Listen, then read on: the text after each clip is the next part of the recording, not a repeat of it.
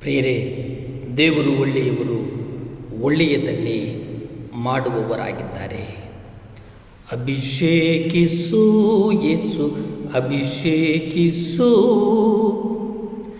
ನನ್ನನ್ನು ನೀನು ಅಭಿಷೇಕಿಸು. ಅಭಿಷೇಕಿಸು ಯೇಸು, ಅಭಿಷೇಕಿಸು ಪರಿಶುದ್ಧ ಆತ್ಮನಿಂದ ಅಭಿಷೇಕಿಸು. ಅಭಿಷೇಕಿಸು ಯೇಸು, ಅಭಿಷೇಕಿಸು ನನ್ನನ್ನು ನೀನು ಅಭಿಷೇಕಿಸು. ಅಭಿಷೇಕಿಸು ಯೇಸು, ಅಭಿಷೇಕಿಸು ಪರಿಶುದ್ಧ ಆತ್ಮನಿಂದ ಅಭಿಷೇಕಿಸು. Hallelujah, hallelujah, hallelujah, hallelujah, hallelujah, hallelujah.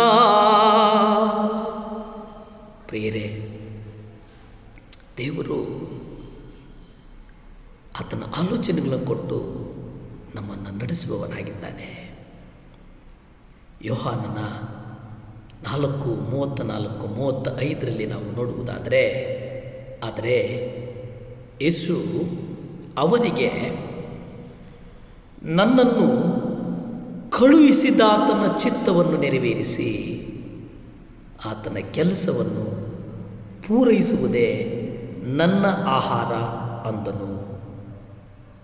ನೀವು ಸುಗ್ಗಿಯು ಬರುವುದಕ್ಕೆ ಇನ್ನು 4 ತಿಂಗಳುಗಳು ಇವೆ ಎಂದು ಹೇಳುತ್ತಿರಲ್ವೇ?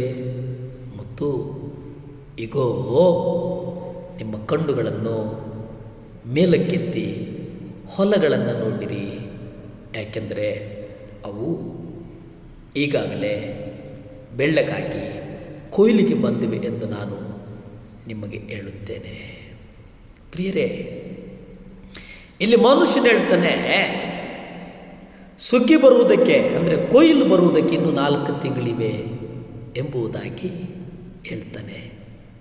ಆದರೆ ಕರ್ತನು ಹೇಳುವಂಥದ್ದು ಏನು ಗೊತ್ತಾ? ನೀವು ಕಣ್ಣೆತ್ತಿ ಹೊಲಗಳ ಕಡೆ ನೋಡಿರಿ, ಹೊಲಗಳ ಕಡೆ ನೋಡಿರಿ. ಆ ಹೊಲ ಕೊಯ್ಲಿಗೆ ಬಂದಿರುವ ಬೆಳೆಯಂತೆ ನಮ್ಮ ಸುತ್ತಲೂ ಹರಡಿರುವ ಪ್ರದೇಶಗಳಲ್ಲಿ ಮಾನವನ ಆತ್ಮಗಳ ಕೊಯ್ಲಿಗಾಗಿ ಕಾದು ನಿಂತಿವೆ. ಅಲ್ಲಿ 34 ನೀವು ನೋಡಿ, ನನ್ನನ್ನು ಕಳುಹಿಸಿದಾತನ ಚಿತ್ತದಂತೆ ಮಾಡಿ ಆತನ ಕೆಲಸವನ್ನು ಮಾಡಿ ಪೂರೈಸುವುದೇ ನನ್ನ ಆಹಾರ. ದೇವರು ನಿಮ್ಮ ಹೃದಯದ ಆಲೋಚನೆಗಳನ್ನು ನೋಡ್ತಾನೆ. ಪ್ರಿಯರೇ, ಭಯಬೇಡ, ಸಂಕೋಚ ಬೇಡ, ಆತ್ಮಸ್ಥೈರ್ಯ ಕಳೆದುಕೊಳ್ಳುವುದು ಬೇಡ. ಯಾಕೆಂದರೆ ನಿಮ್ಮೆಲ್ಲರಿಗೂ ಒಂದೊಂದು ಯೋಜನೆಯನ್ನು ಇಟ್ಟಿದ್ದಾನೆ ಕರ್ತನು. ಆ ಯೋಜನೆಯಲ್ಲಿ ನಿಮ್ಮ ಓಟವನ್ನು ಓಡಿ, ಆ ಯೋಜನೆಯಲ್ಲಿ ಓಟವನ್ನು ಓಡಿದಾಗ ನಾವು ಕರ್ತನ ನಾಮವನ್ನು ಹೆಚ್ಚಿಸ್ತೇವೆ, ಕರ್ತನಿಗೆ ಮಹಿಮೆಯನ್ನು ಸಲ್ಲಿಸುವವರಾಗ್ತೇವೆ. ಆ ಓಟ ನಾನು ನೀವು ಓಡೋಣ, ದೇವರನ್ನು ಮಹಿಮೆ ಪಡಿಸೋಣ.